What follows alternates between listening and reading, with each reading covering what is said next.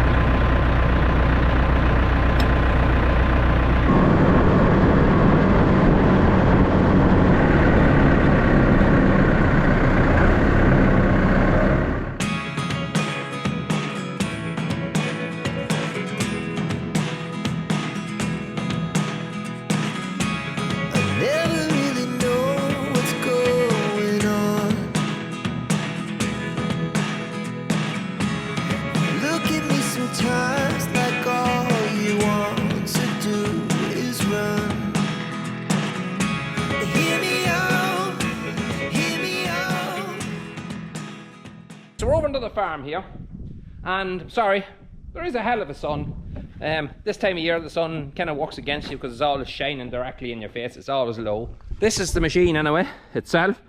You got a quick look at it there as I was joining up the oil pipes. Now I will say I did it wrong. I had to change it again because when you get used to controls on a tractor and then you break that cycle and you do it a different way where it was opening and closing, it'll drive you absolutely mad. So you're safer just stop, change it and get it what you used to using. This is the machine that we have now on demo. This came to us from Clark's Machinery, which is only up the road from about 20 minutes away from us, not even that. They've given us this Cashel. Now a lot of people mentioned the Cashel, and I said last year for starters we done 2 of these. We done a Tanko and we done the Celtec, and people responded really well to it and said it was helpful to them. If you're buying something like this, it might help you. We only have this for a couple of days, but unfortunately last year I ran out of bales. I started a wee bit too late in the year and I was out of bales, and there was no point in trying to rush something. I wanted to kind of demo it right so you guys could see exactly what it does. We said we'd come back to it this year, which we're now doing. So this is the one we have now. I might, if I can fit it in, get one more done maybe before Christmas. We'll see how it goes. And the cylinders galvanized on this one. I've never seen cylinders galvanized before. It's not a game changer, but it's a nice wee touch. It's a wee bit of extra time that's put into it. Now, like the rest of them, it's strongly built. It's definitely straight off the bat. There's some weight to it. This machine, by the way, weight-wise, it weighs 415 kilos empty. And it can carry a load capacity of 1,000 kilos.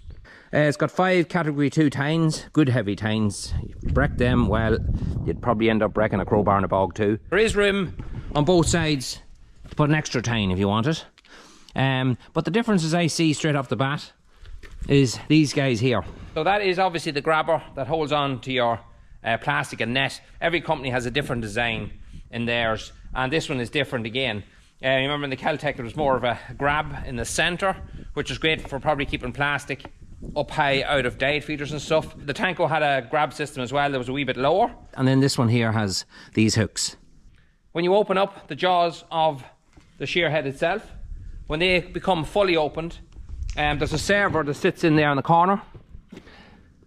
That engages that when this is fully opened. You wait an extra couple of seconds and then these here will fold back when the shear head is opened. And then the reverse, when you're cutting into it you have to cut the whole way through, and then when you get to the very end you just wait an extra couple of seconds. These here will come forward, grab into the plastic and into the net.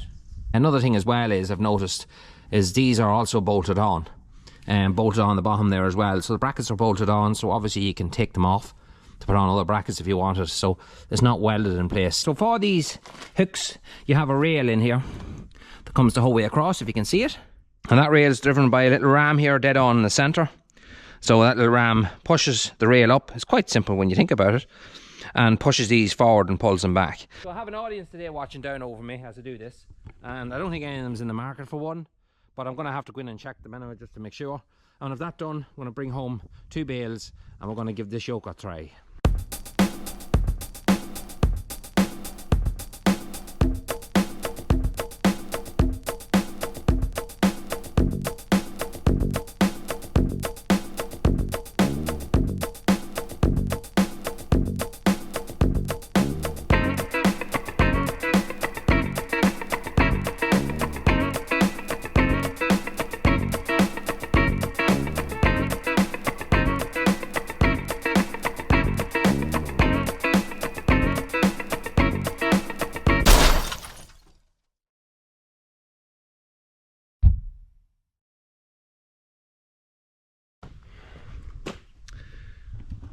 Second time I put the drone in the tree. I put it at the very tallest branch up there, just right on the very edge of the branch. So I've been throwing these at it for the past half hour, and lo and behold, I did actually hit the branch, which is straight up there in front of you, and I did catch it. I've lost 2 white pegs. Where are they? I've had loads of these drones and I've never crashed them. But this wee bugger here, as handy as it is, this is the 3rd time now I've crashed it. I don't see any damage. Just lucky that I caught it, because the worst thing is not actually going into the tree. It's actually the falling out of it, and the old GEA came into play there.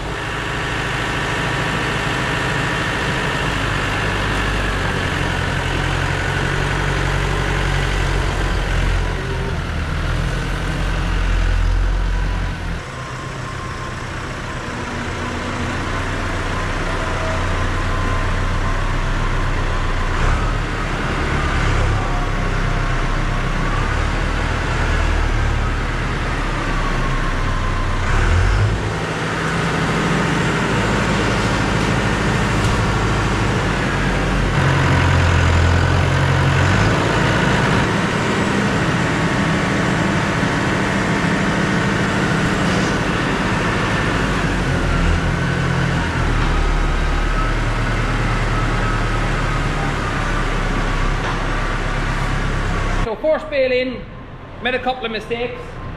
Biggest mistake was didn't pitch the actual machine over the bale correctly. So you need to go right down so the bale touches this plate right here, and these hooks have already dug in. A bit of silage left over. I haven't shook it out yet, but every one of these that I've had on demo so far have always held a wee bit of silage. I am going to shake it in here to see will it come off without releasing anything. But there's a bit of net left. Now last year we had a bit of net that was inside the first outer roll of silage that was on our bales, so there wasn't much any machine could do to get around that.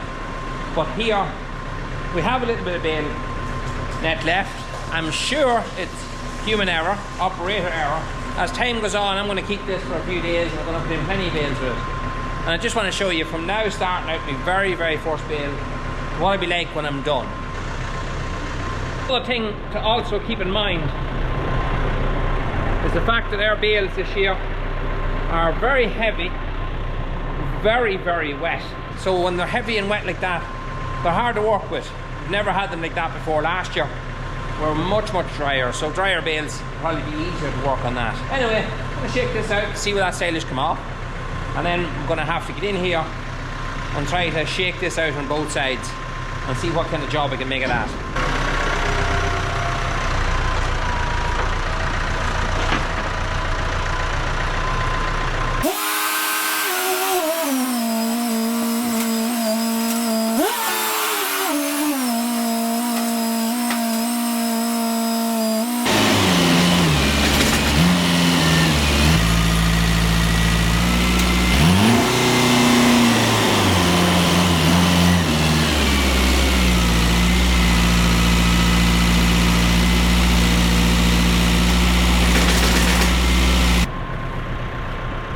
Wee bit of silage, not a whole pile. Every one that I've tested has always kept a wee bit of silage behind it. There is as good as I can do with one bale. I can throw it sort of back from side to side. I've no doubt, a wee bit of practice, I'd master it very quickly, but so that's just purely down to how narrow our passageway is. Our passageway here is 12 foot. 12 foot's not a lot of room. Now I have taken the bale splitter off the back, by the way, and I put on the back weight, so it allows me more room to move from side to side. So that's the first bale in. Let's try another one.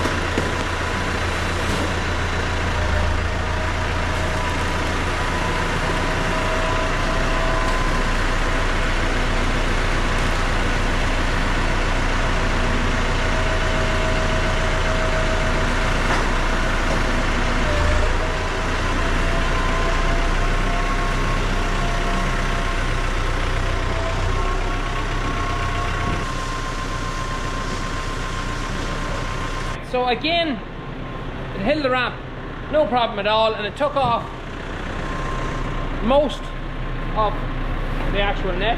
I added a wee bit more pressure when I was pushing down on the bale. A wee bit of net just sat on the top of it there. You can see again, very same as the last time. I took the other side with it alright, which is there. Just not sure why that is. There's something I might not quite be doing right. But again, practice. I've seen videos of this machine working right. I've actually watched videos on it working before I tried to use it, just to make sure I'm kind of doing it half right. I'm going to have to come in here now again and throw it back. If I owned this machine, I would not do it with the cows in the shed instantly, because the cows' heads are just too close to it. One little false move and yeah.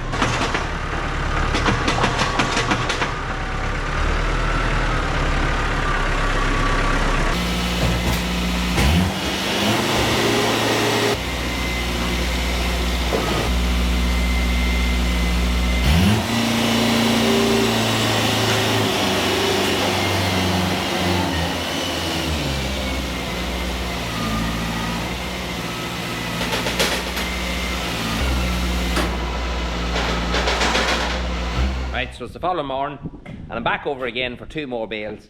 So what I'm going to do is I'm going to use it now for a couple of days. I have it, it's bank holiday weekend, today is Friday, so I have a long weekend to play around with it and get a bit more used to it. So I'm going to wait for a little while. I'm going to include it in an upcoming video, just one more use of it, because I have seen videos on YouTube of this machine being used. I actually watched a lad with a teleport up feeding cattle with it, and he made it look so easy. Everything came off the net and all. He wasn't even being particular the way he tilted it over. He just cut the bale and shook it out and it stayed on it. So I'm going on to feed me cattle here and things. Thanks to Clark's, by the way, in Cavan, and thanks to Cashels. I've never spoke to them at all, but I'm sure they had some input of getting that yoke out to me, so thanks for that. Let's do something else. One little thing I want to do, and I wasn't going to share this in a video, but then the more I thought about it, the more it might come in handy for other people. Everybody has a little workshop of some sort, probably on a farm. Anytime I'm working on this bench, I've found that even with these lights, which are absolutely cracking, you still have a shadow cast on the bench, because when I stand here, you can see my shadow here. So every time I'm standing with my back to it or working on something, I've got a shadow. I don't mind that so much myself, but when you're making stuff or working on YouTube and you're trying to have as much light as you can, it's a bit of a problem for me. A lot of people mentioned to put up an LED light of some sort or a bar light across the top. I was just going to stick an ordinary floodlight, a small floodlight above it. But then I seen these things here. LED bar, I think that one's about 4 foot, 45 euros I think. So we need to fit it some way. So what I'm going to have a quick look at now is this bit of steel that I had laying at the back here. It's very light. But then that thing there is very light, so it doesn't really need a whole pile to support it.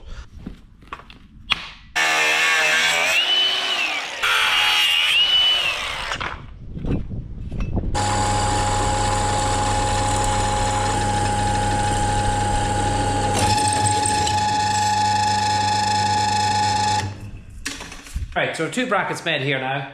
I didn't fit them the welding. Look, we know what welding is at this stage. But here's what I done. Use the same bit of steel that we have here. This is all that's left over. And welded a couple of light brackets. They're heavy enough because that light that's there is very, very light. That doesn't make sense. It's very lightweight. And we just put a bit of paint, hemorrhoid paint, on it as well. So now we're just going to mount it and get it finished with.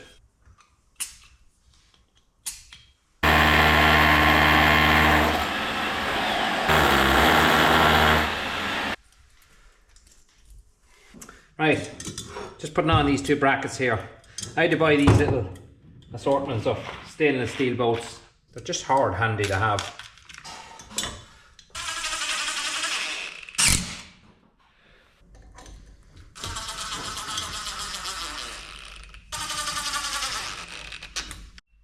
Right, moment of truth. 2 brackets are up. It should just click on now.